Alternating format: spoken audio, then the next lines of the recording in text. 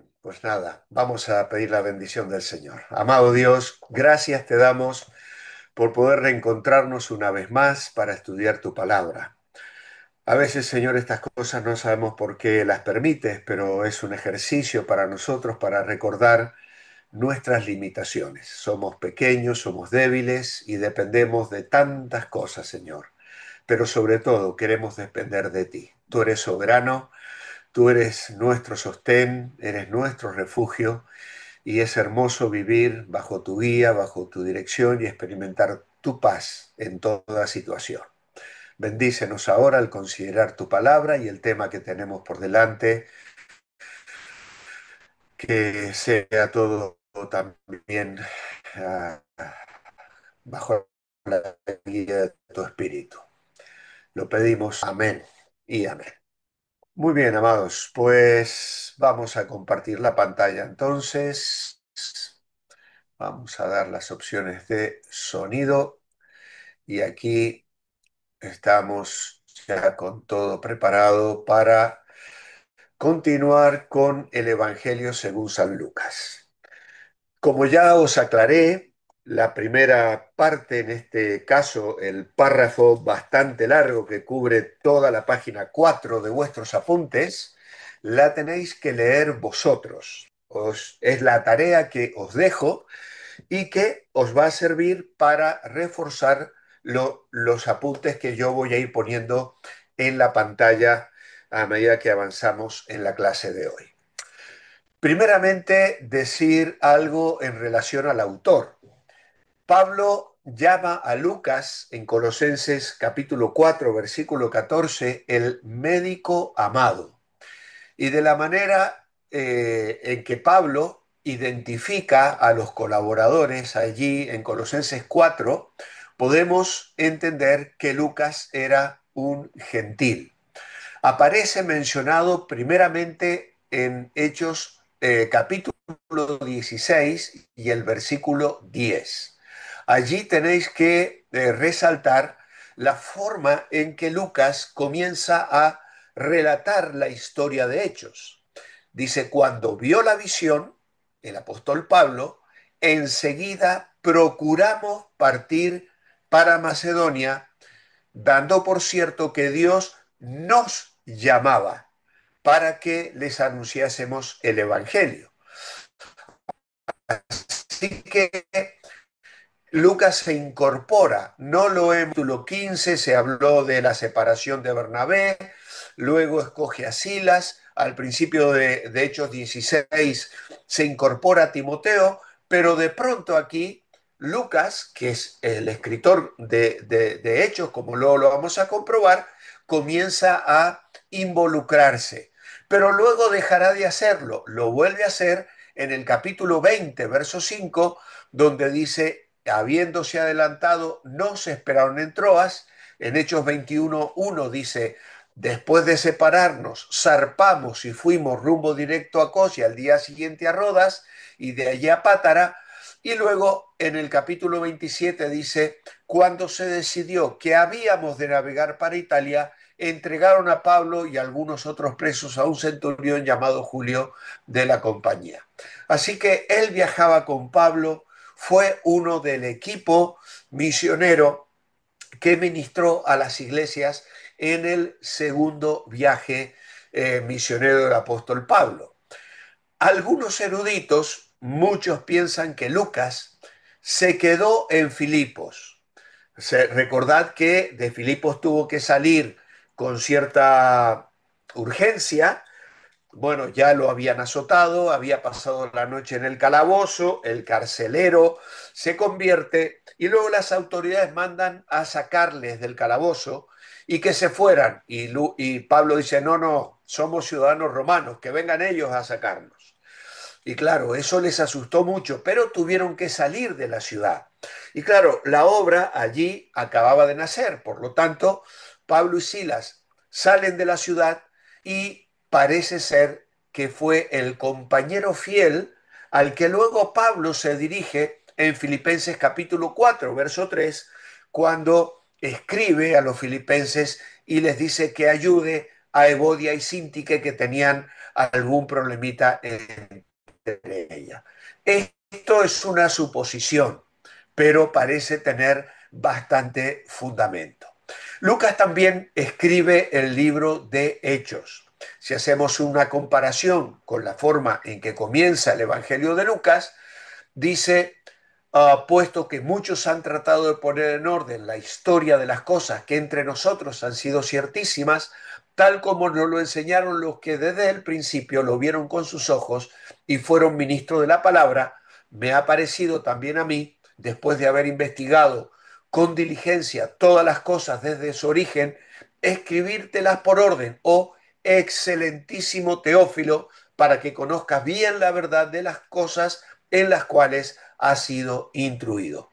Y luego, al escribir Hechos, dice, en el primer tratado, oh Teófilo, hablé acerca de todas las cosas que Jesús comenzó a hacer y enseñar.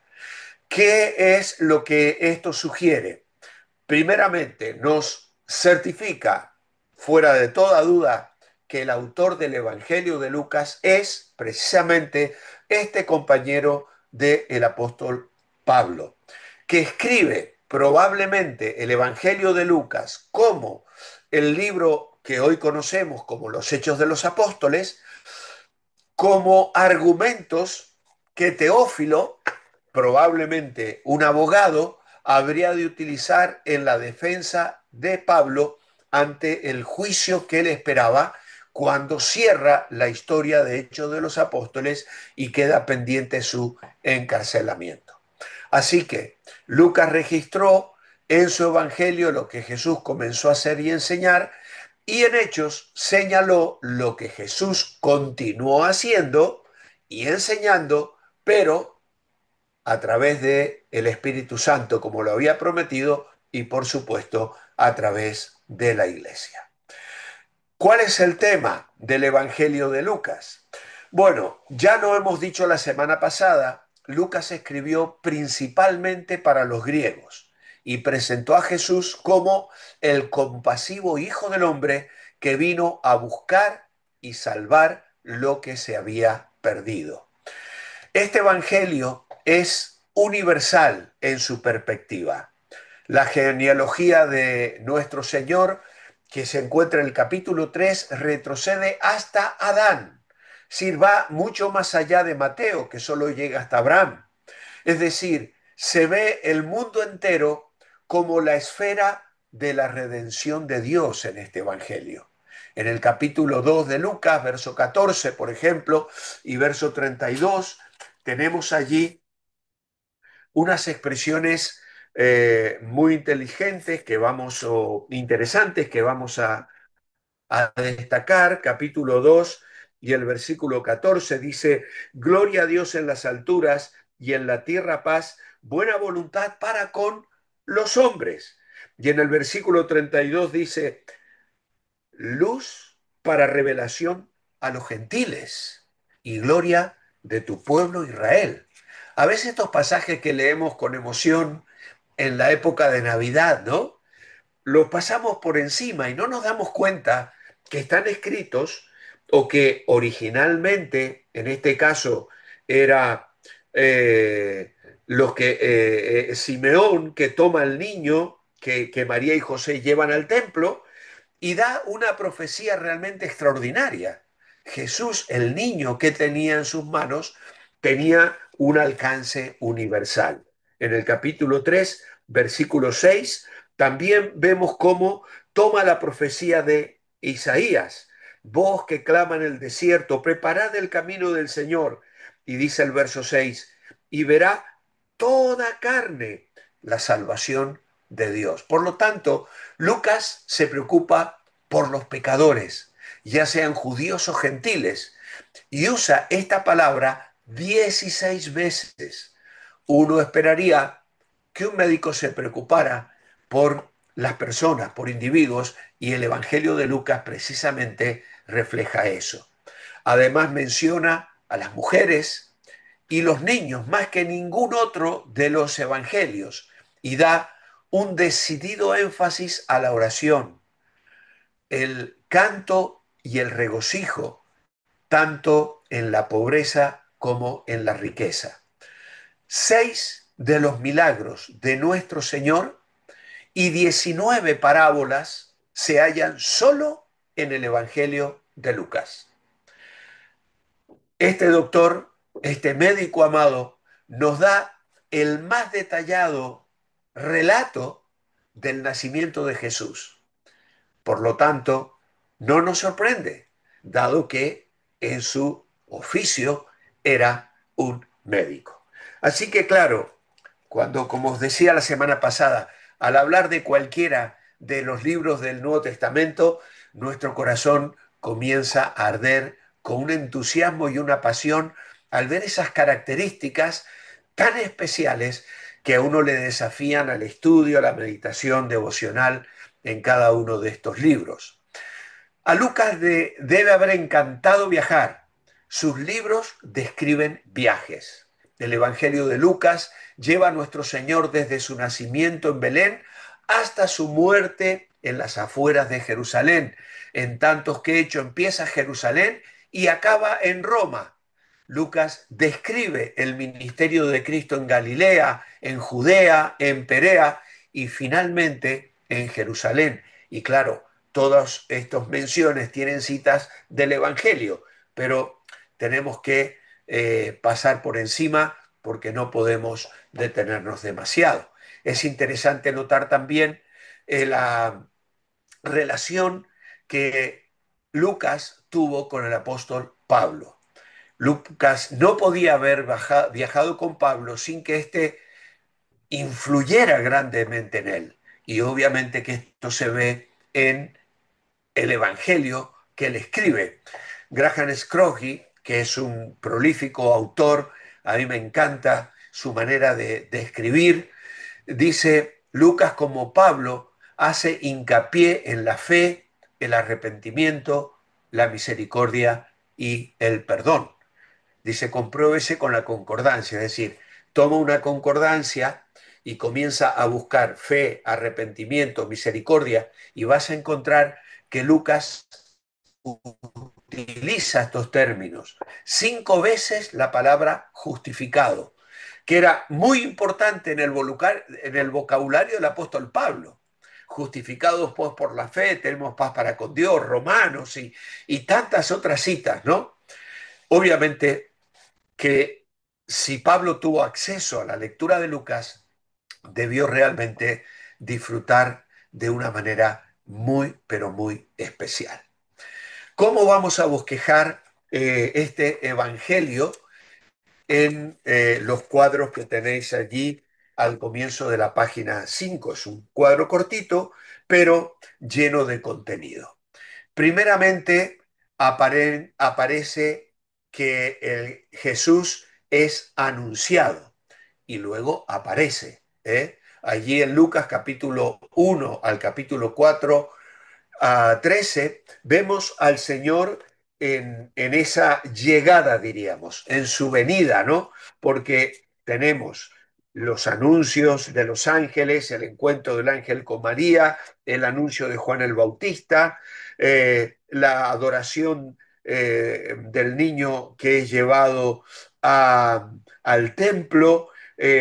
Luego es el único relato que tenemos de la niñez de Jesús cuando sube al templo. Está solamente en Lucas cuando el Señor se pierde y María y José le buscan desesperadamente. Eso está al final del capítulo 3. Luego tenemos el bautismo allí en el capítulo 3, la genealogía que llega hasta Adán y finalmente al comienzo del capítulo 4 de Lucas, la tentación de Jesús en el desierto. En este sentido, Jesús viene. Luego comienza su ministerio. Ministra y sirve en los capítulos 4 al 9 y luego desde el capítulo 9:51, que es precisamente cuando el Señor ya desciende del monte de la transfiguración. ah, eh, Perdón, estoy equivocándome con otro evangelio. vemos en el capítulo 9, versículo 51, dice, cuando se cumplió el tiempo en que él había de ser recibido arriba, afirmó su rostro para ir a Jerusalén, para ir a Jerusalén. Así que allí comienza un periodo diferente. El Señor comienza a viajar hacia Jerusalén, pero ministrando, instruyendo y enseñando a los discípulos de una manera mucho más personal. En este sentido, podemos decir que la actividad de Jesús está en buscar los corazones de la gente, llegar a las personas, invitar, por ejemplo, a Zaqueo, donde encontramos también la llamada del Señor a este hombre tan especial. Y luego finalmente el capítulo 24, donde el Señor resucita y comisiona. El Señor viene, el Señor busca, el Señor salva. De alguna manera se está consumando su obra de la cruz, el Señor resucita, sopla sobre los discípulos el Espíritu Santo, les abre las escrituras para lo que lo puedan comprender, las cosas que todavía de alguna manera les estaban veladas. Los lugares, aquí los vamos luego a recoger también en el mapa al final cuando hagamos el repaso de este Evangelio. Los tiempos son más o menos unos 30 años, el tiempo desde el nacimiento hasta que el Señor se presenta, el primer año y medio de ministerio, los 6 últimos meses y luego los 40 días después de la resurrección, mientras el Señor se está presentando a los discípulos ya resucitados. Luego tenemos que Jesús es el humano ideal, que viene a salvar a toda la humanidad, tanto judíos como gentiles, y por eso dice el capítulo 19, verso 10, que es el texto clave del Evangelio de Lucas, palabras que el Señor menciona en Jericó en casa de Zaqueo, porque el Hijo del Hombre vino a buscar y a salvar lo que se había perdido. Cristo en Lucas, obviamente Jesús es el Dios hombre perfecto que viene a ofrecer salvación a todas las personas. Así que como veis, es un mensaje que nos atrapa, que nos bendice, probablemente sea el más cronológico de todos los evangelios, el que organiza mejor en cuanto a los tiempos la vida de Jesús, y es probable que Lucas haya bebido de la fuente del Evangelio de Marcos, como ya dijimos la semana pasada, probablemente el primero de los evangelios que fue escrito. Muy bien, ahora sí tenéis que llenar los espacios en blanco en vuestros apuntes en la página 5. ¿Por qué es tan importante Lucas? Bueno, como hijo del hombre, a Jesús se le presenta como el ser humano ideal de Dios. Lucas muestra a Jesús viviendo la vida que Dios había querido que la humanidad viviera. Además, es innegable el interés que tiene Lucas por las personas oprimidas. Mucho del material único de Lucas incluye las interacciones de Jesús con personas que quedaban en la periferia de la sociedad, diríamos, aceptable, es decir, los pecadores, las mujeres, los niños, los enfermos y los pobres, ¿vale? Por eso nos encontramos, por ejemplo, con el capítulo 15 del Evangelio de Lucas, ¿no? ¿Quién no se ha detenido y se ha deleitado en este capítulo? Es el capítulo donde nos muestra lo que Dios siente por un pecador arrepentido, ni más ni menos, lo que hay en el corazón de Dios. Y Lucas 15 es donde encontramos la parábola de la oveja perdida, de la moneda perdida y de los hijos perdidos, porque no solo el hijo que se va está perdido, el que se queda en casa es un perdido legalista que no sabe disfrutar de su padre, de su casa y de todo lo que el padre tenía para él. ¿Eh? Y realmente es un capítulo cautivador y emocionante. El Evangelio de Lucas son parábolas realmente atrapadoras. Ah, Al igual que los otros tres escritores de los evangelios, Lucas registra el incidente de una mujer que viene a derramar perfume sobre los pies de Jesús en el capítulo 7. Sin embargo, Lucas es el único escritor de un evangelio que indica el estatus de mujer inmoral que ella tenía. De manera similar, solo en Lucas encontramos la conversación entre los criminales que fueron crucificados junto a Jesús, cuando uno de ellos defiende a Jesús y recibe la promesa del paraíso. La descripción que Lucas hace de Jesús revela a nuestro Señor como aquel que vino a ministrar y a mostrar compasión a todas las personas sin importar su situación en la vida. Realmente es emocionante, ¿no? Para las informaciones y el significado teológico que tiene para nosotros aquella conversación de los que mueren junto a Jesús en la cruz. Cuánta esperanza, hoy estarás conmigo en el paraíso. ¿Eh? Gracias a Dios por el Espíritu Santo que inspiró el corazón de Lucas para que nosotros hoy podamos tener esta maravillosa información. Como idea central, quizá el más famoso entre las personas que únicamente aparece en el Evangelio de Lucas es Zaqueo.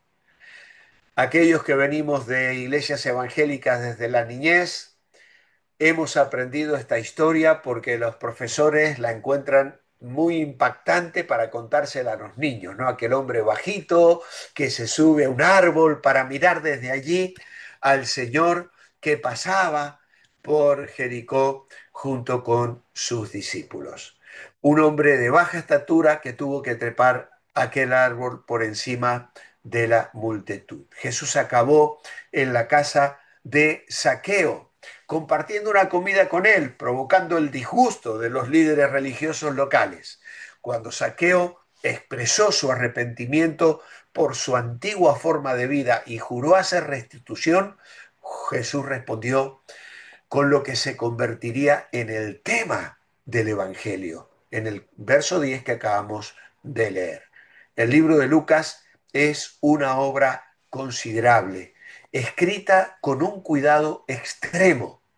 Está claro que Lucas tenía la mente de un científico, la pluma de un poeta y el corazón de un artista. Cuando lees sus escritos, te sientes como si estuvieras allí. Realmente. Es una maravillosa bendición repasar y leer el Evangelio de Lucas.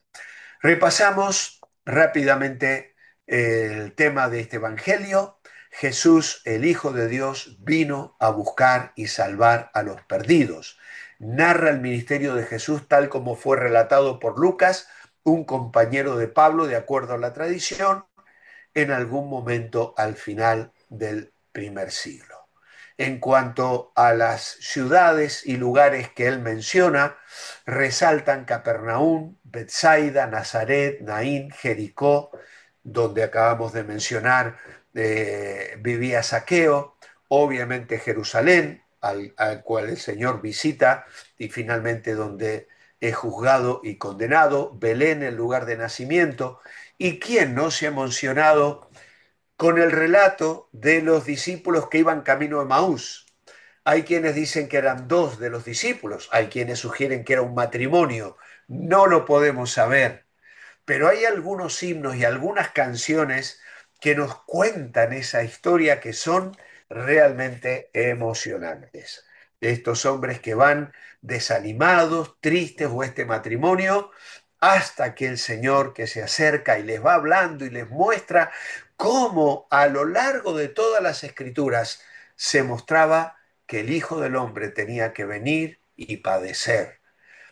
Y cuando el Señor parte el pan, los ojos de ellos se abren y ya se olvidan de la cena, se olvidan del pan y regresan a Jerusalén con la buena noticia. El Señor ha resucitado y se les había aparecido.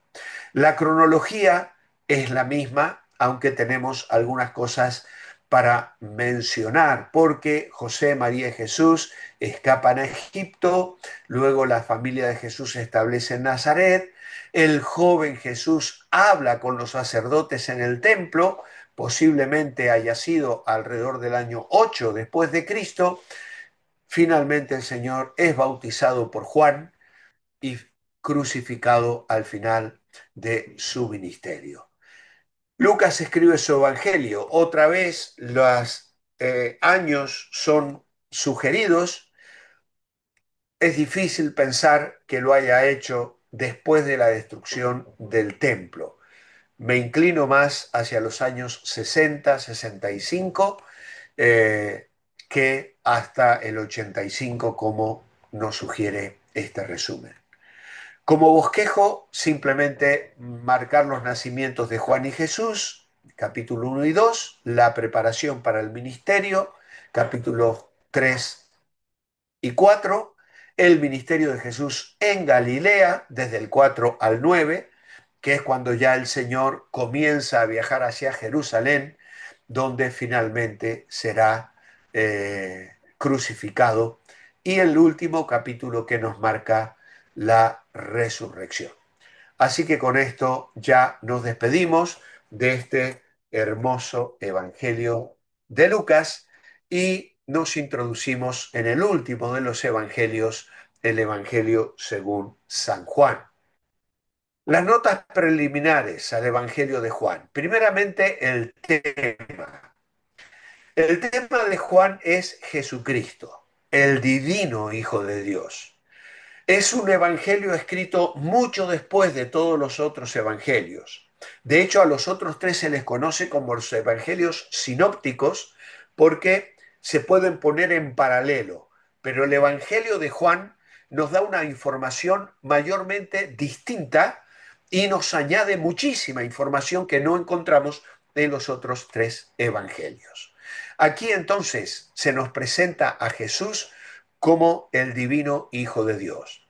En su libro hay señales, las que Cristo realizó durante su ministerio, señales que prueban su deidad. Él era Dios. Estas señales las vieron testigos dignos de confianza, sus discípulos y otros, y por consiguiente son señales y testigos fidedignos.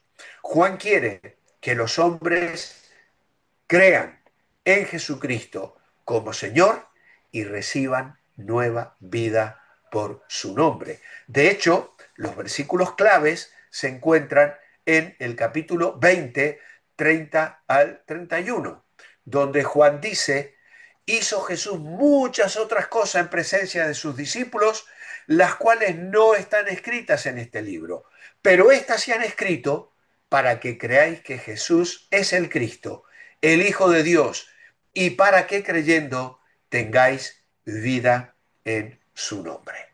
Así que esto son la razón, la declaración del propio evangelista, que obviamente no se menciona a sí mismo más allá que como el discípulo a quien amaba Jesús.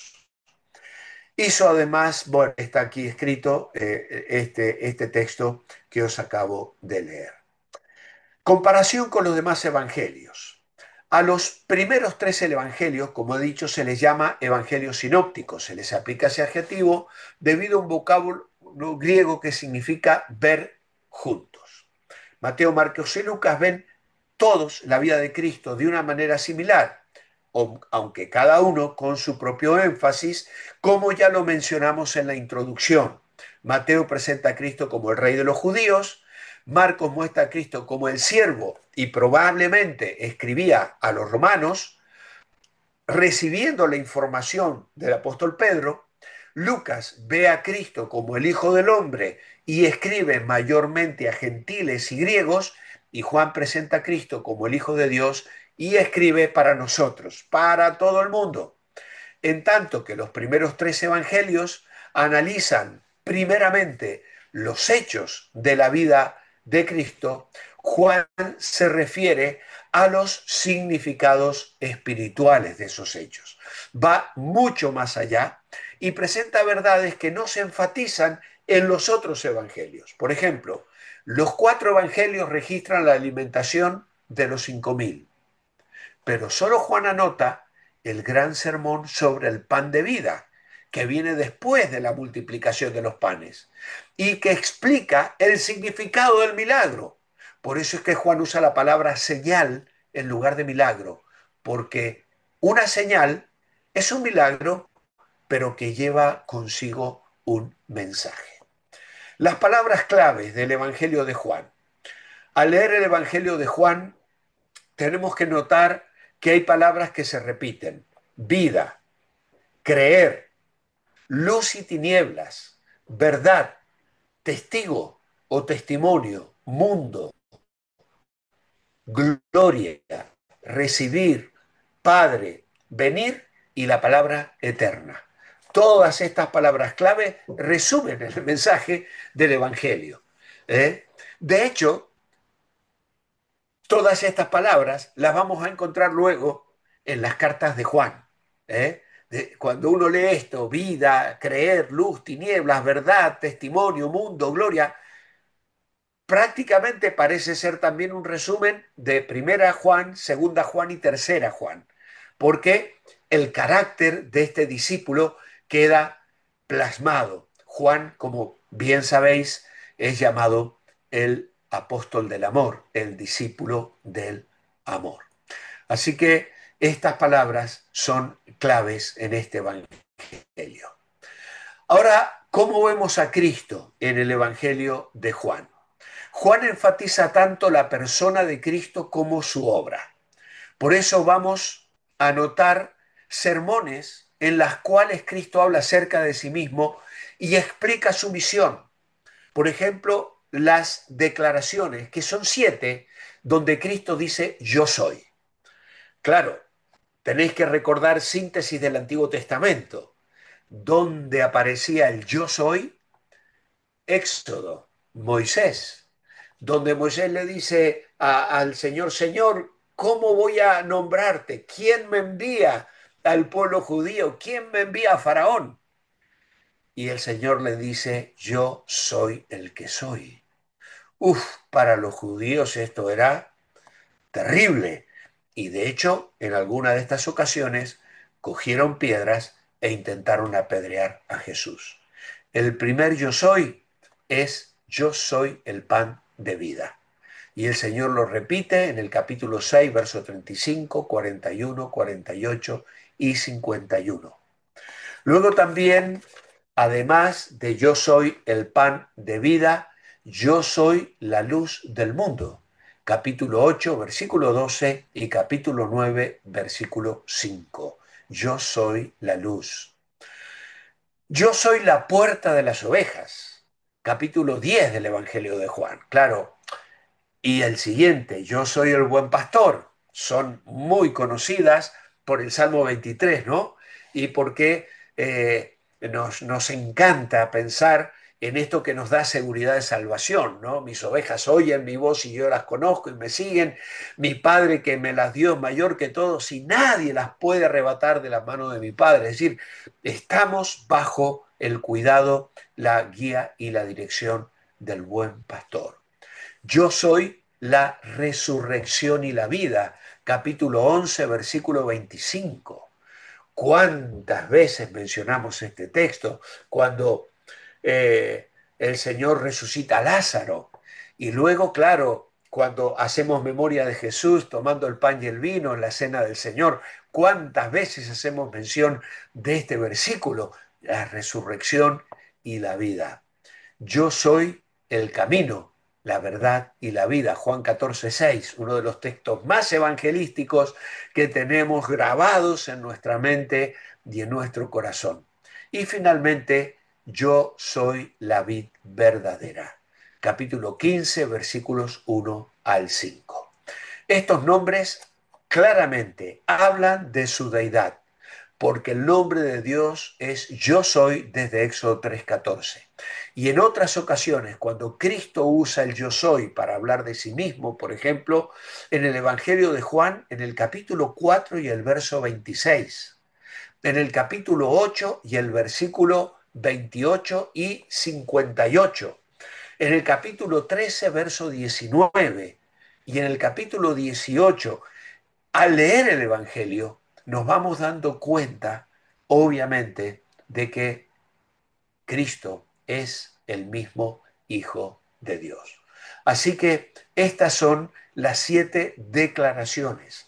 Pero también hay señales. De los muchos milagros que Cristo realizó, Juan seleccionó 7 para probar su deidad. El octavo, en el capítulo 21, fue solo para los discípulos y es un final, un posludio al Evangelio. Estas 7 señales se dan en un orden específico. Dice en Juan 4:54, por ejemplo, esta segunda señal hizo Jesús y establece allí un cuadro de la salvación. Las primeras 3 señales muestran cómo la salvación viene al pecador. La primera de ellas es cuando convierte el agua en vino. En el capítulo 2, versículos 1 al 11. Ahí encontramos que la salvación es por la palabra. Esa sería, diríamos, una manera de resumir la señal que el Señor hace en aquella fiesta de bodas, ¿no? Qué maravilloso es pensar en Jesús celebrando una boda. Aquellos que hemos visto Chosen, pues ver al Señor brincando y saltando con sus discípulos nos parece llamativo, ¿no? Realmente, y a los niños, a las personas, realmente es noble, capítulo 44. Y ahí decimos que la salvación es por fe, sana al hijo de un noble. Luego, pues, que sana al capítulo 5, versículos 1 a 9, llega al estanque de Bethesda y le pregunta que el hombre, ¿qué quieres salvo? Nos refleja la acción, ¿eh? La salvo por la palabra, Pastor Walter, creo que se le está entrecortando otra vez. No se le oye.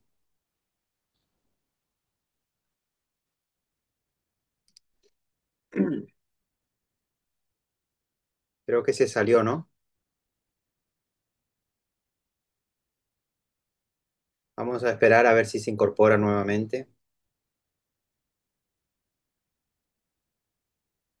lo siento, me volvió a desconectar, ¿eh?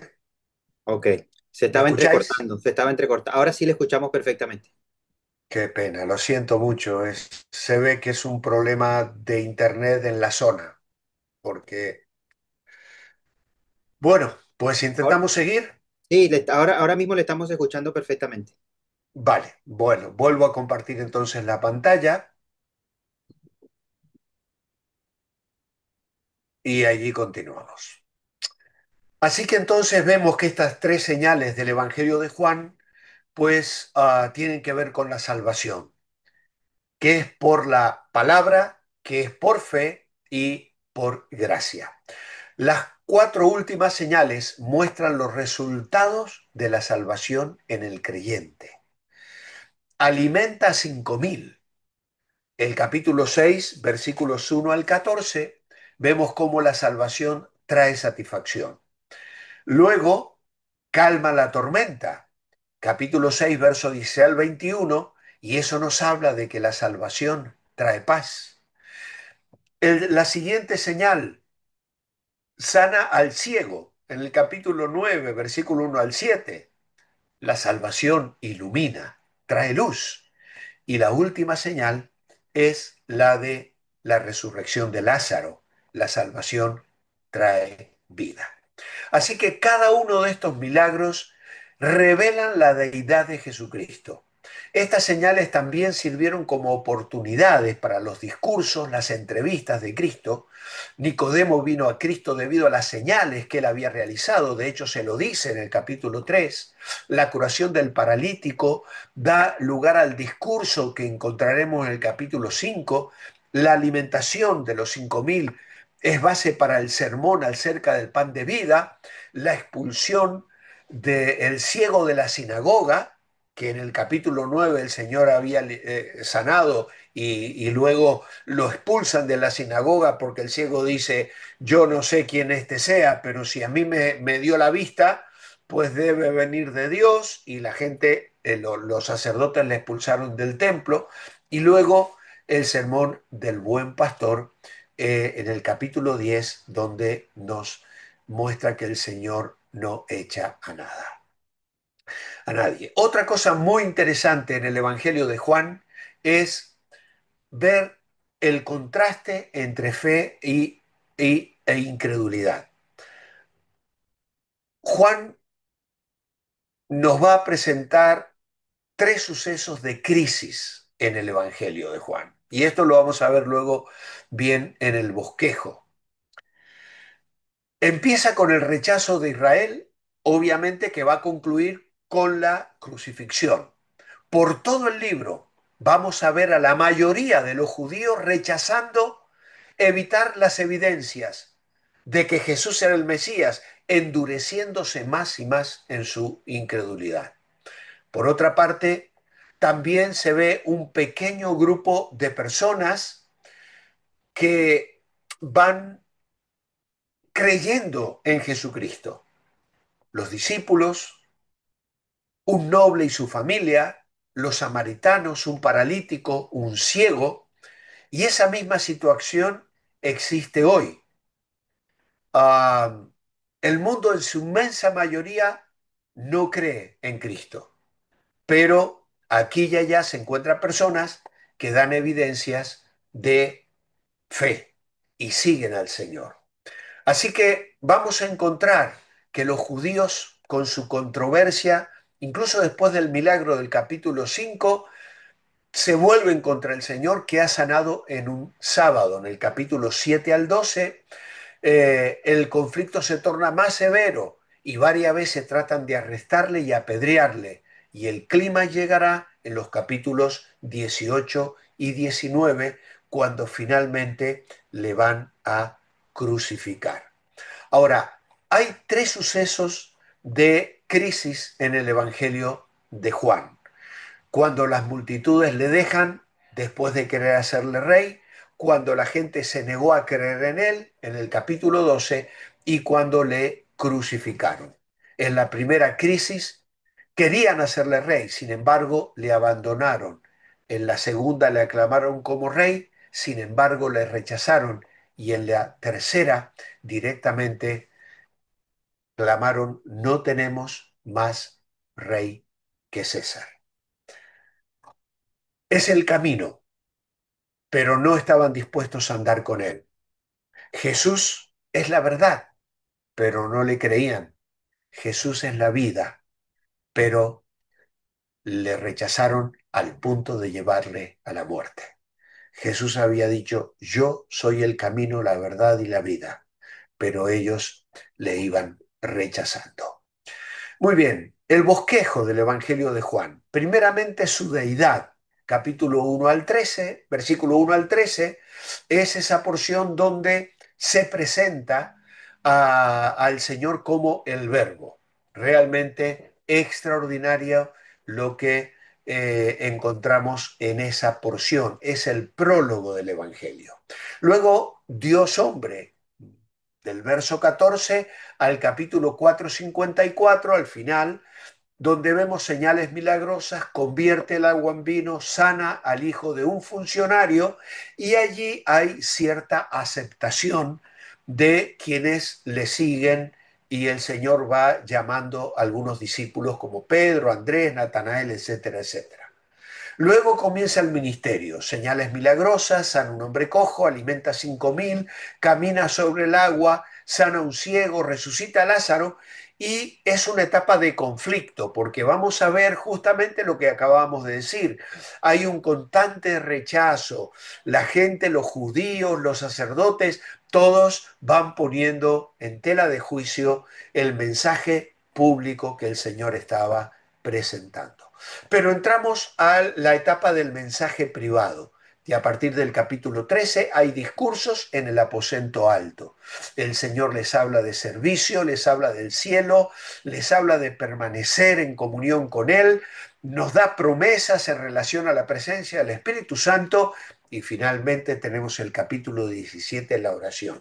Ya me emociono con solo mirar este pequeño bosquejo. Qué maravilla es el capítulo 13 al 17, las últimas palabras del Señor con los suyos en aquella noche antes de ir a la cruz.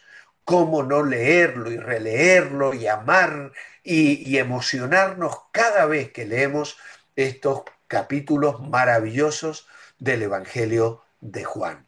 Es la preparación del Señor, no solo de sí mismo, obviamente, sino, por supuesto, de los discípulos ante lo que vendría en los siguientes capítulos, porque viene el juicio y la muerte, su crucifixión.